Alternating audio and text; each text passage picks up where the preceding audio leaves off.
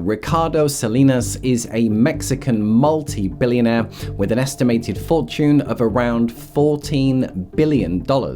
And Ricardo wasn't born into wealth, and he did in fact build his wealth from the ground up. Now, what many of you may not know is that he's also a big fan and advocate of Bitcoin, reportedly having over 60% of his portfolio allocated to the #1 digital asset.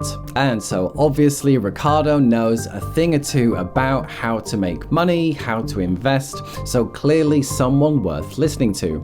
And so in this video, we're going to be looking at my biggest takeaways from a recent interview, including his keys to getting rich and the one big roadblock that stops most people. Then, does he still invest in Bitcoin, and is this a good way for the average person to build wealth? And then how to break out of the trap of living paycheck to paycheck. And then we'll finish up with how his portfolio looks like as of right now. Okay, so first up, according to Ricardo, what are the secrets to building wealth?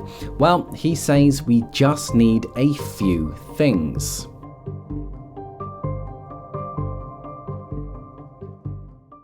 Unlike what most people think, I was not born rich. I never had big assets at my disposal, and all that I have is literally, I've acquired it through my work and my ingenious way of acting, you know? So people need to have an inspiration, a role model of what's possible. So yes, you can be rich. There's nothing glorious about being poor. You gotta be rich, right? So let's get rich, all of us. And the way to get rich is with this philosophy of libertarianism, where you have property rights and trading rights, and the government is limited, and you have hard money like Bitcoin, and that is the way to get us all rich. But here's the thing. All the advantage of that progress has been robbed and taken away through the fiat system for the benefit of the government. Because what we should have is we should have declining prices all the time. Exactly. That is the natural order, declining prices. So when these clowns and criminals at the Fed say that they want stability or 2%, I mean, it's such a mockery, you know, because they're keeping all the plus value of technology and productivity. Why? They're thieves. So, some of the key points. One, we probably take for granted, which is living in a capitalist society, which gives us property rights and freedom. Then, getting rid of any mindset issues, like there's nothing noble about being poor and nothing wrong about being rich. Then, the one vehicle he did point out was Bitcoin. And the great thing about Bitcoin is that anyone can get involved no matter how much money you have. And it's not like building a business which requires startup capital or hundreds of hours a week just to get it going. And then he finished with a very interesting point about inflation. And that's the fact that we all take for granted that it's normal to have 2% inflation for a healthy economy. When in fact, due to technology, the normal state of affairs is falling prices. So in fact, it's deflation that should be the norm, and inflation is just another form of tax. Okay, so next up, we all know by now that Bitcoin has been a great investment. In fact, it's the best asset class of the last 10 years. However, what about moving forwards? Will Bitcoin continue to outperform, or will it disappear?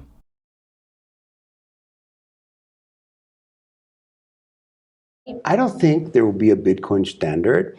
I think there will be the emergence of Bitcoin as a new form of money, a better form of money, a much desired form of money, and this will happen in spite of everything that these goddamn government bureaucrats try to throw at it. It's going to happen because people are going to figure it out, and then there's no way to stop them. You know, you download a wallet. If you have internet, download a wallet, you trade your coin, your fiat for some coins, and there you are, you know.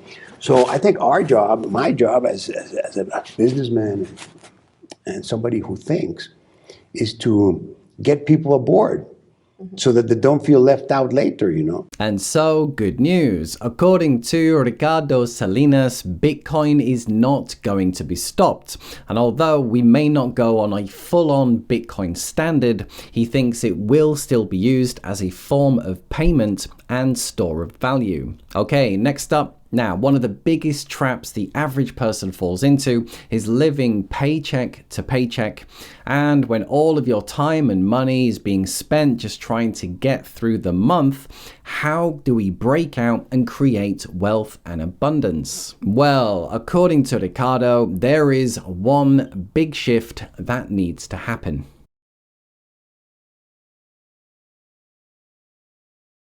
The thing is, paycheck to paycheck is a really bad proposition because you're trading your time, your life, for some fiat money. It's very difficult to scale that. You only have so much time.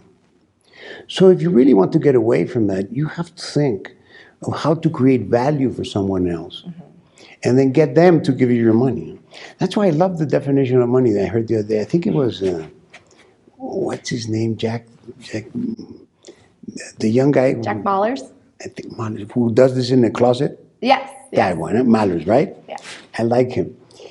He said, the money you have equals the contribution that you have made to society. So if you have $7 per hour, you're not contributing a lot to society. And what he was referring to, I learned several years ago as the law of compensation, which says your income is determined by how many people you serve and how well you serve them. And that is the key to breaking out this selling time for money model, which, as we know, we only really get 8 hours a day. So, for example, a teacher may only be able to impact around 30 children in a typical day. However, the school principal could impact all the teachers and all the children in their school. However, an online education business could impact millions of students all across the globe. So which one is able to scale and make more money? Okay, and finally, can it really be true that this $14 billion man has over 50% allocated to Bitcoin?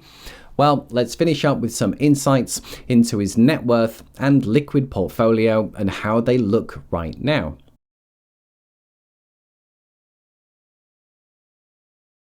Well, again, if you look at all the assets I have, of course it's not 50%. But when because I have a lot of assets in companies and stock, things I have, property, buildings. But in the liquid part of the portfolio, I now opted to, I basically just have Bitcoin, MicroStrategy, 4 or 5 miners, and some oil companies, and some gold miners. That's it.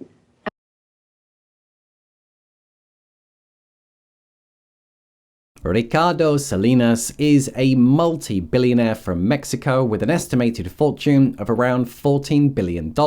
A long-term fan of gold and now Bitcoin, and he still thinks that Bitcoin is one of the best wealth-building opportunities for the average person right now. To build wealth, he says we only need a few things: to live in a capitalist society, get rid of any negative beliefs, and invest in Bitcoin to escape the insidious inflation tax. To break out of the 9-to-5, we must apply the law of compensation, which says your income is determined by how many people you serve and how well you serve them. And when it comes to his liquid assets, yes, he still has over 50% in Bitcoin and the miners, and then some money in MicroStrategy, some in oil companies, and the rest in gold miners. So there you are, guys. Hope you enjoyed.